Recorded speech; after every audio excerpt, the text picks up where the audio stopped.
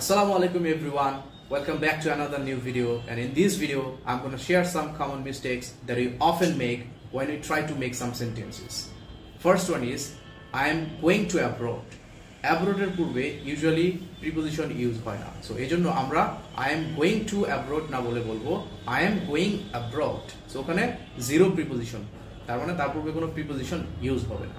So next one, I'm looking forward to meet with you. এটা use না করে আমরা ইউজ করব I am looking forward to meeting you. Look forward to এটা একটা phrase, এবং এই ফ্রেজের পর সব সময় আমরা ভার্ব ইউজ করলে তার সাথে ing ইউজ করতে হবে. তাহলে আমরা I am looking forward to meet with you না ইউজ করে আমরা বলবো I am looking forward to meeting you. Last but not the least, I am good in cricket. I am good in cricket. So আমরা এটা use না করে আমরা বলতে পারি I am good at cricket.